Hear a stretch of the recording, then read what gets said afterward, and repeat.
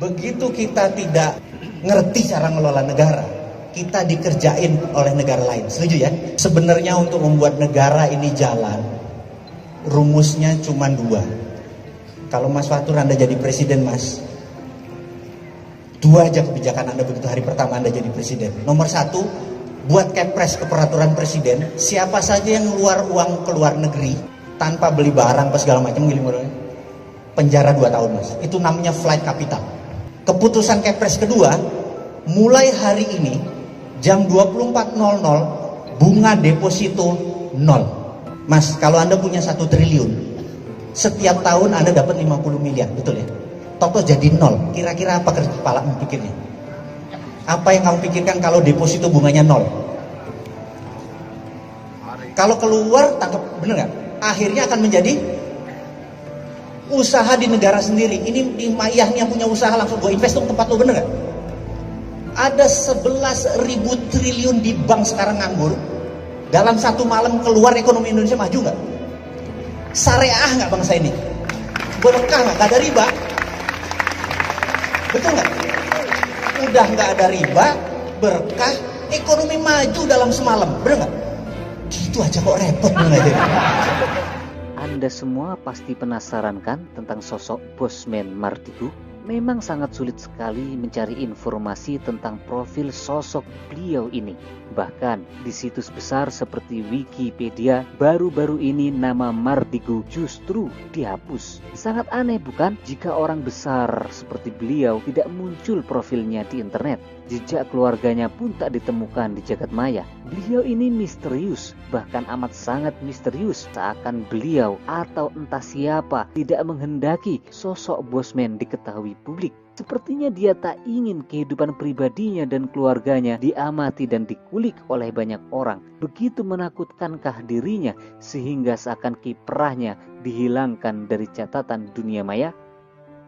Sosok Mardigu Wowik belakangan kerap menjadi perbincangan hangat masyarakat di jagat maya juga jagat nyata. Pasalnya, Mardigu berhasil menarik perhatian. Pemikirannya membuat warganet takjub seperti bagaimana masa depan ekonomi negara di tengah wabah corona, juga peluang Indonesia untuk menyalip ekonomi Cina dan Amerika. Setiap ucapan Mardigu memiliki arti dan mampu menghipnotis jutaan pengikutnya di Instagram, Facebook, maupun channel YouTube. Kata-katanya sangat mantap dan meyakinkan semua yang mendengar. Bukan tanpa alasan, analisanya menunjukkan kalau Mardigu adalah orang yang berpengalaman.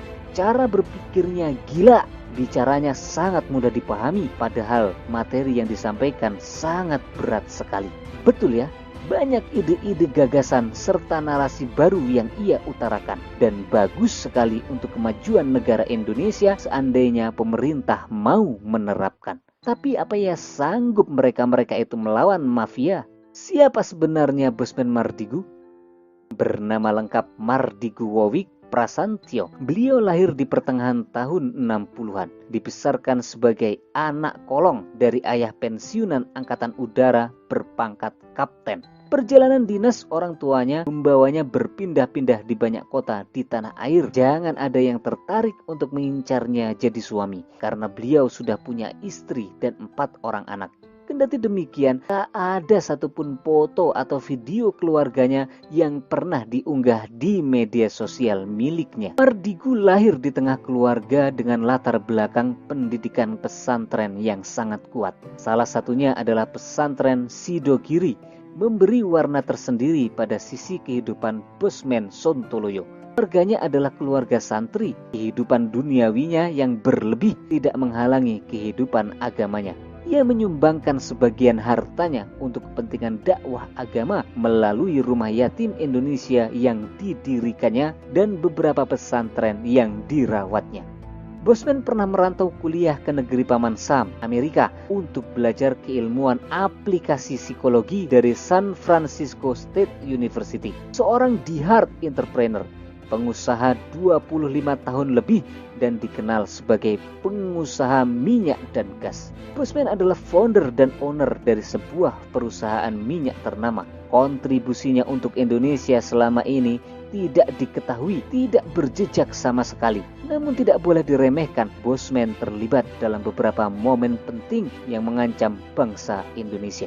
Bosman adalah seorang pakar intelijen teroris. Lebih dari itu, beliau adalah desain arah pergerakan intelijen yang sudah mewawancarai sekitar 437-an anggota teroris pada tahun 2010. Mardigu biasa menjadi narasumber yang tidak hanya menganalisa gerakan teroris, namun juga mencari petunjuk hal-hal yang masih belum jelas dalam satu kasus terorisme. Wajar saja banyak media yang percaya Mardigu sebagai pengamat terorisme. Interview tersebut dilakukan dalam kapasitas Mardigu sebagai ahli hipnoterapis, sebuah terapi mental, pikiran dan emosi, serta perilaku yang dilakukan dalam keadaan terhipnotis. Jadi sudah ada 2 titel dari Mardigu yang dikenal media dan masyarakat, yaitu sebagai ahli hipnoterapi dan juga pakar terorisme. Beliau seorang staf ahli Kementerian Pertahanan tahun 2014 sampai tahun 2019, aktif mengajar di Sekolah Tinggi Intelijen Nasional, mengajar di Sandiyuda atau Sanda, yaitu satuan Kopassus yang memiliki spesifikasi tugas perang yang rahasia, clandestine operation, termasuk kemampuan dalam intelijen tempur atau combat intel, dan counter insurgensi atau kontra pemberontakan. Beliau juga aktif di Badan Intelijen Negara alias BIN, Badan Intelijen Strategis alias BAIS.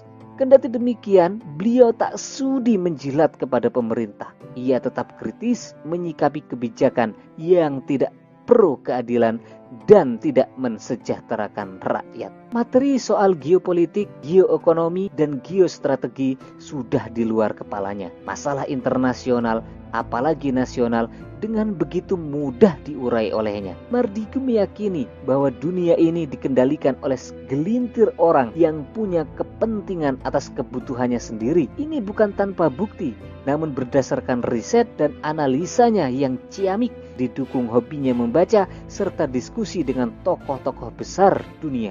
Kesuksesan Bosman dalam bisnis tidak bisa disepelekan. Mardigu Wowi adalah seorang pengusaha yang memiliki beberapa perusahaan, baik berskala nasional maupun berskala internasional. Usahanya bukan main-main.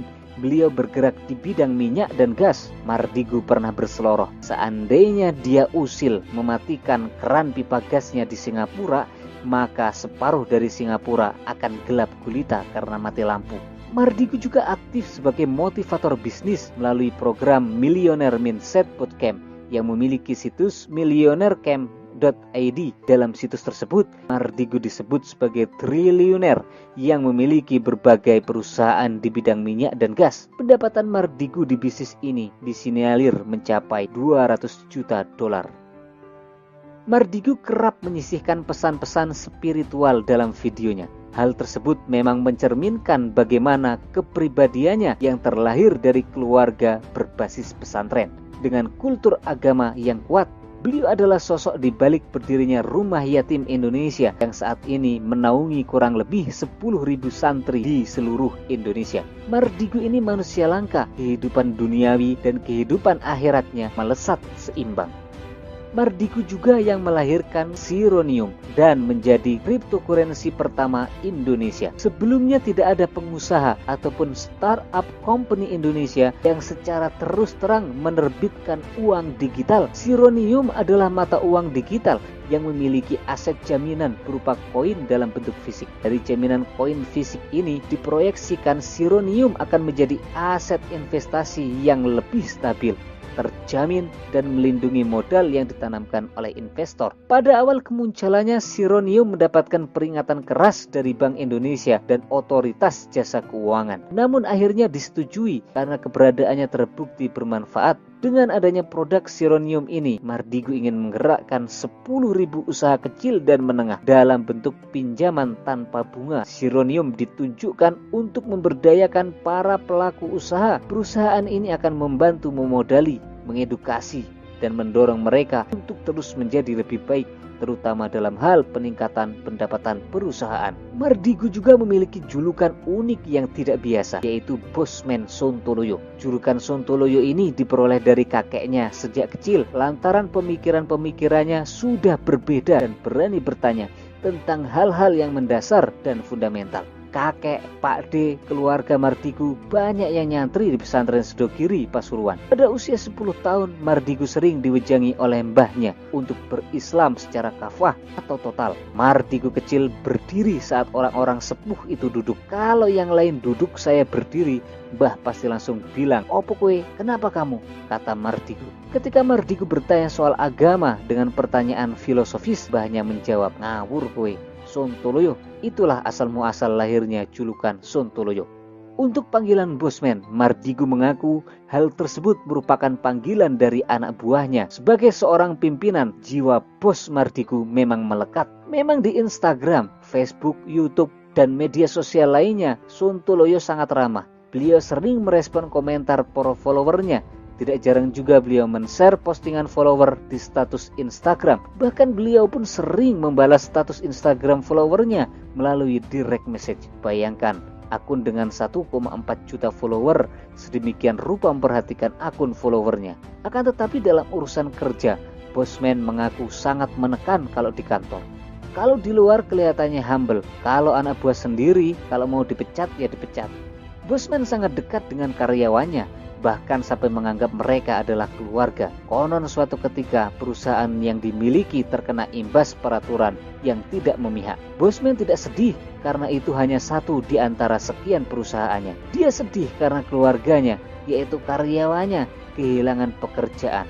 Namun kita layak bersedih karena sepertinya Bosman Sontoloyo ini sampai saat ini tidak berminat untuk terjun ke dunia politik praktis. Beliau akan terus memainkan bidak-bidak catur politiknya sebagai sosok shadow alias bayangan. Dia akan terus memberikan kontribusi untuk negara dan bangsa ini sebagai pemain belakang, sebagai sosok misterius Bosman Mardigu Sontoloyo yang sekarang. Hingga sampai waktunya tiba, ucapan Cak Nun alias MH Ainun Najib akan terbukti. Akan lahir pemimpin negara dan bangsa ini, sosok yang tidak dikenal namun memiliki kompetensi yang maksimal, akan membawa Indonesia menjadi negara adil makmur loh jinawi, baldatun thayyibatun wa rabbun ghafur. Apakah Mardigu Wawi Prasantyo orangnya, ataukah malah Anda orangnya?